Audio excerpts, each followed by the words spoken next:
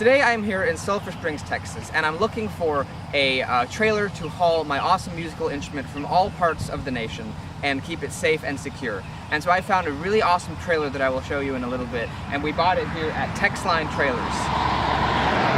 The company is owned by a man named Ken.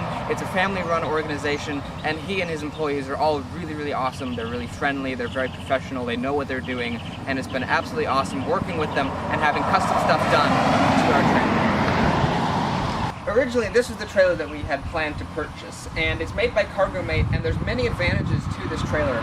First of all, it looks really cool. It's black, and it's got cool wheels on it. It's got a flame decal down the side, so that's awesome. It has really nice bright LEDs. You have LED loading lights here that you can tilt down, and when you lower this big ramp, and you're loading stuff at night, those can be really bright. It's got really nice interior LED lighting as well, and it's overall very well outfitted with lights. The other awesome thing about it is that it's really low, as you can see. I'm touching the top right here. So you'd be able to fit this thing in your garage very easily, whereas some of these other trailers, like this one here, you wouldn't be able to do that with. As you can see, it's very tall. I don't think most people's garages are that tall. However, the downside that I found with this thing is because since it's so short, when you're inside you kind of have to hunch over, and I'm pretty short, so for a tall person that would be really bad.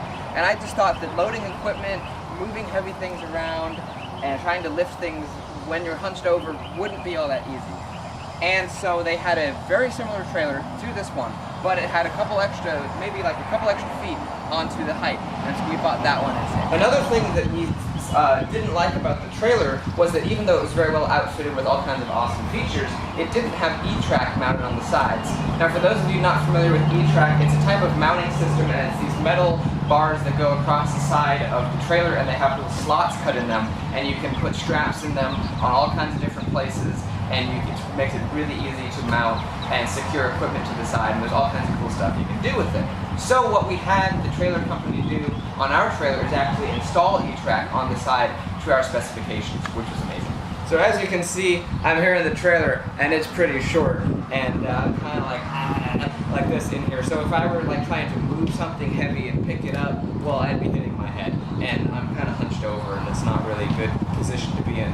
And so this trailer has its advantages, but I personally didn't like the extremely low headroom, so I went with a higher trailer.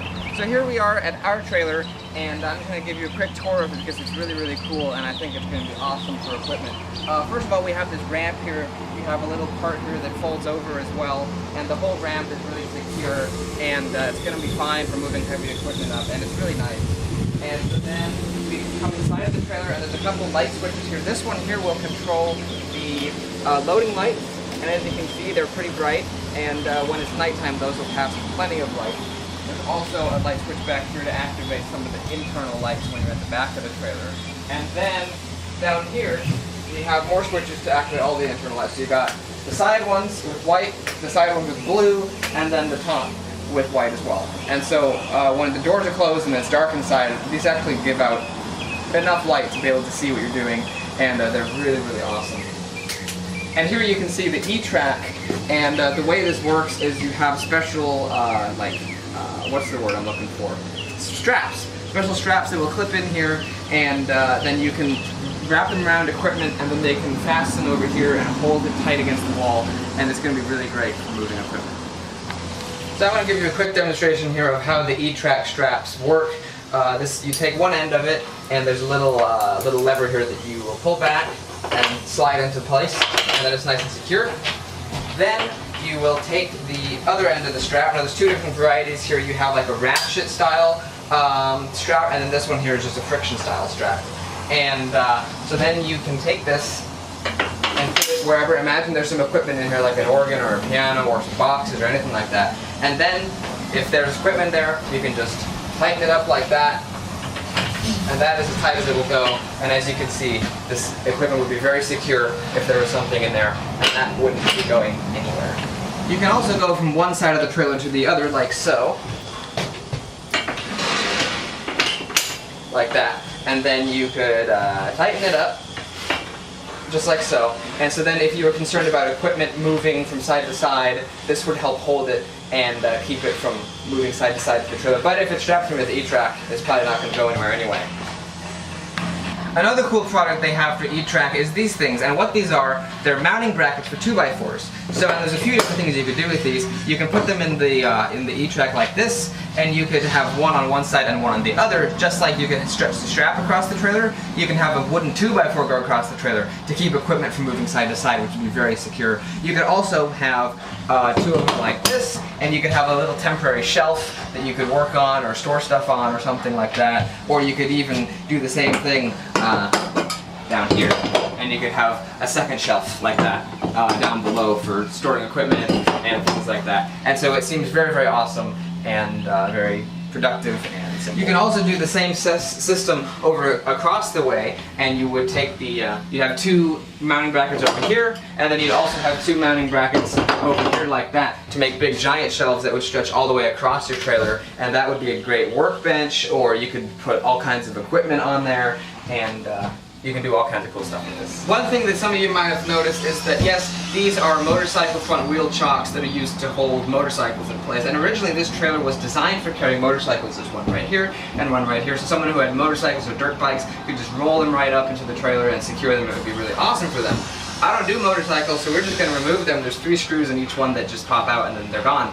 But another thing I wanted to point out while I'm down here is this really nice rubber floor. It's really grippy, it's really secure, it protects the wood underneath of it as well. And a lot of these cargo hauling trailers are unfinished on the sides and it's just chipboard or plywood on the inside. But this one here has this really nice rubber floor, and of course it has the nice plastic white walls that you've seen as well. And it looks great, and it'll be very easy to clean and protect the trailer as well.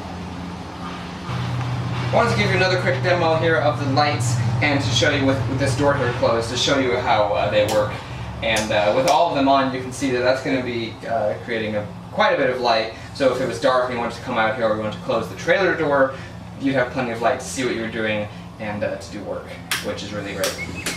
One more thing I wanted to talk about here is there's a gap here when you lower the ramp. And if you're riding motorcycles in and out of this trailer, this gap wouldn't be any kind of an issue. But since we're going to be rolling organs and pianos and stuff like that inside of here with the dollies with the pretty small wheels, what we're going to do is we're going to take a piece of wood and lay it in here when the ramp is open. And that will allow us to simply just roll the dollies in with very little issues. Another thing that's important with the trailer is supports. So if the tow vehicle wasn't here and I wanted to load up the trailer with equipment, you can lower these supports to give the trailer support so it doesn't rock back and forth or do anything weird when you're putting heavy stuff inside of it. And so there's one here, there's one on the other side, and then there's also the main one up at the hitch. Another thing that's very important here is to have your safety chains be crossed like this, so that if the trailer was to come off of your ball, it would be cradled by these chains and it wouldn't dig into the ground and flip over or do anything weird like that. So if it fell off, it would be cradled by the chains, and the chains would hold it up off the ground. It's always important to have a level trailer when you're hauling stuff, and so we have a 2.5-inch drop here to make sure that the trailer remains level. But once we start loading equipment in and the trailer begins to sink, we may need to change that, and what you can do is simply take this out and then flip it upside down to make it level, or even raise up a little bit. And so if we needed to do that, we could do that as well. But it's always a good idea to have your trailer level, and we'll show you what that looks like in just a moment. As you can see here, the trailer is very level, and when it connects up here to the tow vehicle, it doesn't tilt up or tilt down like that. I see that all the time on the road when you have people with trailers that are tilting up or tilting down. But this one here is nice and level when it comes along and meets up with the tow vehicle. So that's one of my favorite things here about this trailer is raising and lowering this gate, this ramp. It's absolutely fun. Now normally, because it's made of wood and metal and all that, it would be extremely heavy. But these pulleys that go up there, and they get like these spring-driven pulleys, they actually make it extremely easy. And so those are pretty much doing probably 80–90% of the work for me, as you can see.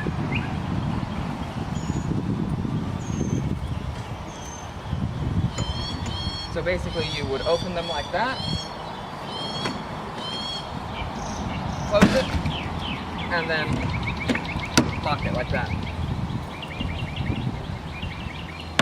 And there's also keyholes there to actually lock it so that people can't open it. As a final closing note here, I would like to thank Texline Trailers for basically just being awesome. They're extremely knowledgeable, and a lot of the things that I told you today, the owners of the company told me, and they know so much about trailers, and it's just, they're very, very professional, and it's been awesome working with them. Normally they don't actually sell these trailers, these types of cargo trailers. They actually make custom trailers for more industrial type purposes, and they actually ship them all over the world. They've shipped a few trailers to Australia, believe it or not, right here from Sulphur Springs, Texas.